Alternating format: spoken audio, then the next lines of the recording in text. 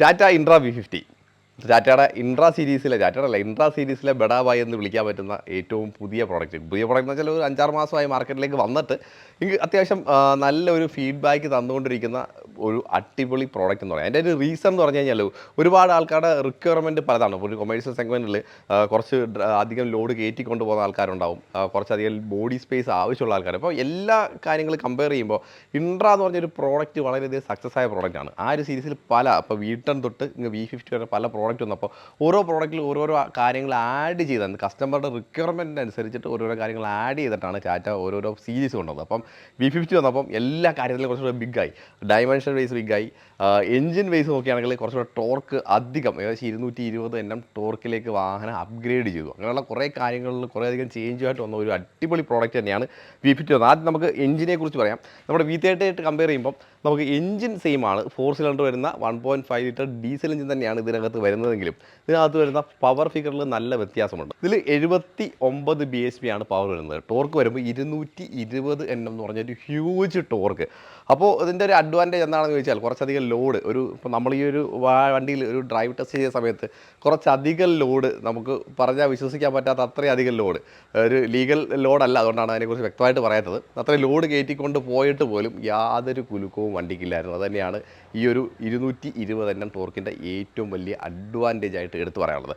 Gear box okay ആണെങ്കിൽ 5 speed gear box തന്നെയാണ് ഇതിനകത്ത് വരുന്നത്. ഇനി അടുത്ത മാറ്റം എന്ന് പറയുന്നത് നമ്മുടെ ഈ ഒരു ബോഡിയിലാണ്. ബോഡി നമ്മുടെ V30 വരുന്ന ബോഡി എന്ന് പറഞ്ഞാൽ 8.8 അടി നീളമാണ്. പക്ഷേ നമ്മുടെ V50 വരുമ്പോൾ 9.8 അടി നീളത്തിലേക്ക് ഇൻക്രീസ് ചെയ്തു. അപ്പോൾ 1 അടി നീളം അഡീഷണൽ ആയിട്ട് കിട്ടി. അതുപോലെ വീതി നോക്കുകയാണെങ്കിൽ 5.3 അടിയാണ്. അപ്പോൾ ഇതിൻ്റെ നേരത്തെ ഞാൻ പറഞ്ഞു നമുക്ക് നല്ലപോലെ ലോഡ് കയറ്റാം. ഈവൻ ക്വാണ്ടിറ്റി വൈസ് ആയാലും വെയിറ്റ് വൈസ് ആയാലും ലോഡ് കയറ്റാം. അപ്പോൾ ഇത്ര ലോഡ് കയറ്റുമ്പോൾ അടുത്തൊരു കാര്യം എന്ന് പറഞ്ഞാൽ ഇതിൻ്റെ സസ്പെൻഷൻ സൈഡ് വളരെയധികം ശ്രദ്ധിക്കേണ്ട കാര്യം തന്നെയാണ്. അപ്പോൾ സസ്പെൻഷൻ സൈഡ് ചേഞ്ച് വന്നിട്ടുണ്ട്. സസ്പെൻഷൻ സൈഡ് മാത്രമല്ല ടയറും ചേഞ്ച് വന്നിട്ടുണ്ട്. സസ്പെൻഷൻ സൈഡിൽ നമുക്ക് ബാക്കിൽ 10 ലീഫുകളാണ് ഇപ്പം നിലവിൽ അവൈലബിൾ ആയിട്ട്. സെമി ഇലക്ട്രിക് ലീഫാണ് ബാക്കിൽ കൊടുത്തിരിക്കുന്നത്. ഫ്രണ്ടിൽ നമുക്ക് 2 ലീഫും. അതിൻ്റെ ഗുണമെന്ന് പറഞ്ഞാൽ കുറച്ചുകൂടെ വാഹനം സ്മൂത്തായി. ഇപ്പോൾ ലോഡില്ലാത്ത സമയത്തായാലും നമ്മുടെ V30 വരുമ്പോൾ 5 ലീഫാണ് ഫ്രണ്ട് വരുന്നത്. പക്ഷേ ഇതിൽ നമുക്ക് 2 ലീഫാണ് ഫ്രണ്ട് വരുന്നത്. ടയർ സൈഡിൽ വന്നിരിക്കുന്ന മാറ്റം എന്ന് പറഞ്ഞാൽ നമുക്ക് നേരത്തെ 14 ഇഞ്ച് ടയറായിരുന്നു V30 വന്നിരുന്നെങ്കിൽ ഇത് 15 ഇഞ്ച് ടയറിലേക്ക് വന്നു. 215 75 profile, wheel size 15. Disc brake ഫ്രണ്ടിലും ഡ്രമ്മാണ് ബാക്കിൽ വരുന്നത്. അതിനകത്ത് മാറ്റങ്ങളൊന്നും തന്നെ കൊണ്ടുവന്നിട്ടില്ല. പിന്നെ അടുത്ത കാര്യം എന്ന് പറഞ്ഞാൽ ചേസിൻ്റെ കാര്യമാണ്. ചേസിൽ മാറ്റം കൊണ്ടുവരേണ്ട കാര്യമില്ല. കാരണം അത്രത്തോളം പെർഫോമൻസ് വൈസ് ആയാലും ടെക്നോളജി വൈസ് ആയാലും സ്റ്റെബിലിറ്റി വൈസ് ആയാലും വരില്ല നല്ലൊരു ചേസ് തന്നെയായിരുന്നു. അതിനകത്ത് പ്രത്യേകിച്ച് മാറ്റം കൊണ്ടുവന്നിട്ടില്ല. 35 ലിറ്ററാണ് ടാങ്കിൻ്റെ കപ്പാസിറ്റി വരുന്നത്. അതിൽ മാറ്റങ്ങളൊന്നും തന്നെ കൊണ്ടുവന്നിട്ടില്ല. ഗ്രൗണ്ട് ക്ലിയറൻസ് 188 mm വരുന്നുണ്ട്. അതുപോലെ വീൽ ബേസ് 2600 mm. പിന്നെ കോസ്മെറ്റിക് വൈസ് നോക്കുമ്പോൾ നമുക്ക് ഈ ഒരു കളർ നല്ലൊരു കളർ തന്നെയാണ്. V50 മാത്രമായിരിക്കും നമുക്ക് ഈ ഒരു കളർ അവൈലബിൾ ആയിട്ടുള്ളത്. ഈ വൈസ് നോക്കുമ്പോൾ ഡിഫറൻസ് എന്ന് വെച്ച് കഴിഞ്ഞാൽ ഈ ഒരു V50 ബാഡ്ജിങ് മാത്രമാണ്. അതുപോലെ വാഹനത്തിൻ്റെ ഓവറാൾ വലിപ്പം ഇൻക്രീസ് ചെയ്തിട്ടുണ്ട്. അത് മാത്രമാണ് ഒരു എക്സ്റ്റീരിയർ വൈസ് വാഹനത്തിൻ്റെ ഡിഫറൻസ് V30 ആയിട്ട് ഡിഫറൻസ് പറയാനുള്ളത്. അത് പ്ലാസ്റ്റിക് ക്വാളിറ്റി അല്ല, നമുക്ക് അത്യാവശ്യം നല്ല ഒരു പ്രീമിയം ഫിറ്റ് ആൻഡ് ഫിനിഷ് തന്നെ കൊടുത്തിട്ടുണ്ട്. ഇവിടെ ഒരു ബോട്ടിൽ സ്പേസ് കൊടുത്തിട്ടുണ്ട്. സ്പീക്കർ സ്പേസ് കാണാം. നമുക്ക് ഡോർ നമ്മുടെ വിൻഡോ ഓപ്പൺ ചെയ്യാനുള്ള ഒരു ഹാൻഡിൽ കൊടുത്തിട്ടുണ്ട്. ചെറിയൊരു ഡോറ് ഹാൻഡിൽ പോലൊരു ഭാഗം കാണാം. നമുക്ക് ഡോറ് ഓപ്പൺ ചെയ്യാനുള്ള ഹാൻഡിൽ ഇവിടെയും കൊടുത്തിട്ടുണ്ട്. ഈ ഒരു ഭാഗത്തായിട്ട് നമുക്ക് കുറച്ച് സ്വിച്ചുകൾ കാണാം. ഒന്ന് നമ്മുടെ ഡെഫിൻ്റെ ഒരു സ്വിച്ചാണ്. അടുത്തത് ഇക്കോ മോഡിലേക്ക് കൺവേർട്ട് ചെയ്യാനുള്ള സ്വിച്ച്. ഇക്കോ മോഡിൻ്റെ കൺവേർട്ടിങ് സ്വിച്ച് അറിയാമല്ലോ. എന്ന് വെച്ചാൽ വാഹനത്തിൻ്റെ നമുക്ക് ലോഡൊന്നും ഇല്ലാത്ത സമയത്ത് നമുക്ക് യൂസ് ചെയ്യാൻ പറ്റുന്ന ഒരു അടിപൊളി കാര്യം തന്നെയാണ് ഇക്കോ മോഡ്. ഫ്യൂൽ എഫിഷ്യൻസി കൂട്ടാൻ പറ്റുന്ന കാര്യമാണ്. പിന്നെ ലൈറ്റിൻ്റെ ഹൈറ്റ് അഡ്ജസ്റ്റ് ചെയ്യുന്ന കൺട്രോളാണ് ഈ കാണുന്നത്. പെഡൽസിന് അത്യാവശ്യം നല്ല വലിപ്പമുണ്ട്. നമ്മൾ ഇൻട്രാടെ പല വാഹനങ്ങളും കണ്ട സമയത്ത് പറഞ്ഞ കാര്യമാണ്, നമ്മൾ ഡ്രൈവ് ചെയ്ത സമയത്ത് പറഞ്ഞ കാര്യമാണ്. അത്യാവശ്യം പെഡൽ ഗ്യാപ്പും കാര്യങ്ങളെല്ലാം നല്ല രീതിയിൽ കൊടുത്തിട്ടുണ്ട്. സ്റ്റിയറിംഗിൽ പ്രത്യേകിച്ച് കൺട്രോൾസും കാര്യമില്ല, ജസ്റ്റ് ഹോൺ മാത്രമേ ഉള്ളൂ ഇതിനകത്ത് വരുന്നത്. ഇനി സീറ്റിൻ്റെ കാര്യം നോക്കുമ്പോൾ സീറ്റ് നമുക്ക് ചെറുതായിട്ട് റിക്ലൈൻ ചെയ്യാൻ സാധിക്കുന്ന സീറ്റാണ്. സ്ലൈഡ് ചെയ്യാനും പറ്റും. അതാണ് ഈ ഒരു സീറ്റിൻ്റെ പ്രത്യേകത.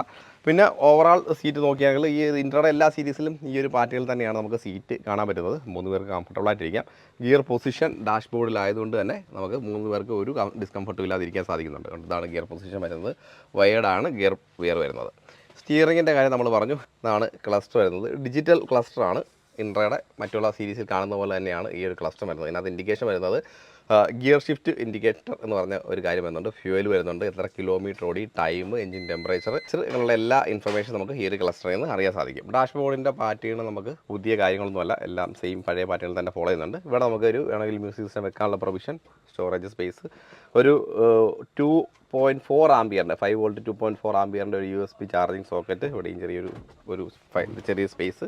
ഇവിടെ എല്ലാം നമുക്ക് കോയിൻ സ്പേസും കാര്യങ്ങളെല്ലാം കൊടുത്തിട്ടുണ്ട്. നമുക്ക് ലോക്ക് ചെയ്യാൻ പറ്റുന്ന ഒരു ഗ്ലൗ ബോക്സ് കൊടുത്തിട്ടുണ്ട്. അത് നല്ലൊരു കാര്യം തന്നെയാണ്. ഇനി വാഹനത്തിൻ്റെ ബാക്കിലോട്ടുള്ള വിസിബിലിറ്റി ആണല്ലോ, അത്യാവശ്യം നല്ലൊരു വിസിബിലിറ്റി ഉള്ള ഒരു ഗ്ലാസ് ഏരിയ കൊടുത്തിട്ടുണ്ട്. അത് നമുക്ക് ഒന്ന് ഓടിച്ചതും കൂടെ നോക്കാം. ഡീറ്റെയിൽഡ് ഡ്രൈവ് വീഡിയോ നമ്മൾ പല രീതിയിൽ ലോഡ് കയറ്റിയ വീഡിയോയും അല്ലാത്ത വീഡിയോ ഒക്കെ നമ്മൾ ആൾറെഡി ചെയ്തിട്ടുണ്ട്. എങ്കിൽ നമുക്ക് ഒന്ന് ഇതിൻ്റെ കൂട്ടത്തിലൊന്ന് ഡ്രൈവ് ചെയ്ത് നോക്കാൻ വേണ്ടി.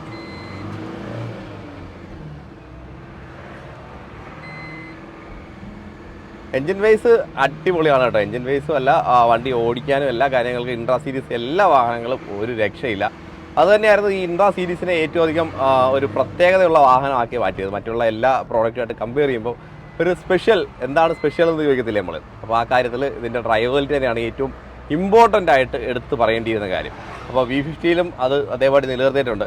ഇപ്പോൾ ഒരുപാട് ആൾക്കാർ V30 ഉള്ളവർ തന്നെ, അല്ലെങ്കിൽ മറ്റുള്ള പ്രോഡക്റ്റ് ഉള്ളവർ V50യിലേക്ക് V50 ഓപ്റ്റ് ചെയ്യാൻ ആഗ്രഹിക്കുന്നവർക്ക് തീർച്ചയായിട്ടും ഒന്ന് വാഹനം ഡ്രൈവ് ചെയ്ത് തീർച്ചയായിട്ടും ഇഷ്ടപ്പെടും. അത്രത്തോളം ഒരു നല്ലൊരു ഡ്രൈവിംഗ് കംഫർട്ട് തരുന്ന വാഹനം തന്നെയാണ് ഈ V50 എന്ന് പറഞ്ഞാൽ. ഈ ഒരു പ്രോഡക്റ്റ് നമുക്കൊരു കാറ് പോലെ തന്നെ വളരെ ഒഴുകി ഇങ്ങനെ ഓടിച്ചുകൊണ്ട് നടക്കാൻ പറ്റുന്ന ഒരു വാഹനം തന്നെയാണ് എല്ലാ കാര്യത്തിലും. ഈവൻ ബ്രേക്കബിലിറ്റിയുടെ കാര്യത്തിലായാലും ഡ്രൈവബിലിറ്റിയുടെ കാര്യത്തിലും കംഫർട്ടിൻ്റെ കാര്യത്തിലായാലും ഒരു രക്ഷയില്ല. വളരെ അടിപൊളി വാഹനം തന്നെയാണ്.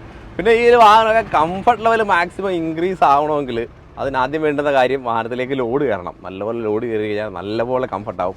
നമ്മളൊരു വീഡിയോ ചെയ്തിട്ടുണ്ട്. വണ്ടിക്കകത്ത് അത്യാവശ്യം ലോഡൊക്കെ കയറ്റി നമ്മൾ ഒന്ന് ഓടിച്ച് കുറച്ചധികം ദൂരം പോകുന്നുണ്ട്. ആ വീഡിയോയിൽ നമുക്ക് വണ്ടിക്കകത്ത് കിട്ടിയ കംഫർട്ട് എന്ന് പറഞ്ഞാൽ ഒരു രക്ഷയുണ്ടോ. നമ്മുടെ സിയാസിലൊക്കെ പോകുന്ന പോലെ തന്നെ വളരെ കംഫർട്ടായിട്ടാണ് നമ്മളന്ന് യാത്ര ചെയ്തത്. പക്ഷേ ലോഡ് ഇല്ലെങ്കിൽ ഉറപ്പായിട്ട് ചെറിയൊരു തെറുപ്പ് വരും. കാരണം എന്നാലേ ഒരു ലോഡിൽ മാത്രമാണ് വാഹനത്തിൻ്റെ കറക്റ്റായിട്ടുള്ള ഒരു ബാലൻസിങ് വരുന്നത്. ഇതിൻ്റെ ലീഗലി നമുക്ക് വരുന്ന ഒരു ലോഡബിലിറ്റി എന്ന് പറഞ്ഞാൽ 1500 കിലോയാണ്. പിന്നെ വാഹനത്തിന് AC ഉള്ള മോഡലുണ്ട്, നോൺ AC ഉള്ള മോഡലുണ്ട്. അതൊക്കെ നമുക്ക് അഡീഷണൽ ആയിട്ട് ഓപ്റ്റ് ചെയ്യാൻ പറ്റുന്ന കംഫർട്ട് ഫീച്ചേഴ്സാണ്. അപ്പോൾ എന്താണ്, എപ്പോഴും നിങ്ങൾക്ക് വാഹനം എടുക്കുന്ന സമയത്ത് തീർച്ചയായിട്ടും ഒരു വാഹനത്തേക്ക് അപ്ഗ്രേഡ് ചെയ്യുന്ന സമയത്ത് തീർച്ചയായിട്ടും വണ്ടി ഓടിച്ച് തന്നെ ഒന്ന് ടെസ്റ്റ് ഡ്രൈവ് എടുത്തിട്ട് തന്നെ വാഹനം പർച്ചേസ് ചെയ്യാൻ ശ്രമിക്കുക. അങ്ങനെയുള്ള സമയത്ത് നിങ്ങൾക്ക് വാഹനത്തെക്കുറിച്ച് നല്ലൊരു ഐഡിയ കിട്ടും, എന്താണ് ഈ ഒരു വാഹനത്തിൻ്റെ പ്രത്യേകത.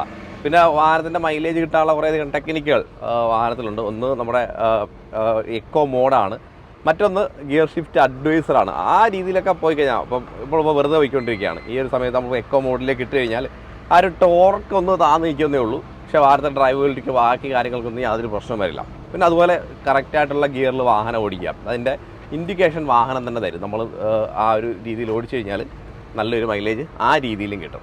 അപ്പോൾ ഇത്രയാണ് നമ്മുടെ ഇൻട്ര V50 എന്ന് പറഞ്ഞ വാഹനത്തിൻ്റെ വിശേഷങ്ങൾ. എല്ലാവർക്കും വീഡിയോ ഇഷ്ടപ്പെട്ടെന്ന് വരുന്നു. അപ്പോൾ തികച്ചും പ്രാക്ടിക്കലായിട്ടുള്ള ഒരു വാഹനം തന്നെ എന്ന കാര്യത്തിൽ യാതൊരു സംശയം വേണ്ട. അപ്പം ഒരുപാട് ലോഡും അല്ലെങ്കിൽ ഒരുപാട് ലോഡിങ് ഏരിയ വേണ്ടുന്നവർക്കും തീർച്ചയായിട്ടും ഓപ്റ്റ് ചെയ്യാൻ പറ്റുന്ന ഒരു നല്ല പ്രോഡക്റ്റ്. അത്യാവശ്യം ഫ്യൂവൽ എഫിഷ്യൻറ്റുമാണ് പ്രോഡക്റ്റ്. അത്യാവശ്യം പ്രൈസ് വൈസ് നോക്കുകയാണെങ്കിലും വലിയൊരു പ്രൈസോ കാര്യങ്ങളൊന്നും വരുന്നില്ല. പിന്നെ ഇൻട്ര എന്ന് പറഞ്ഞ ഒരു പ്രോഡക്റ്റിൻ്റെ ഇത്രയും നാളത്തുള്ള റിലയബിലിറ്റി, പിന്നെ ടാറ്റ എന്ന് പറഞ്ഞൊരു വലിയൊരു ബ്രാൻഡിൻ്റെ സപ്പോർട്ട്.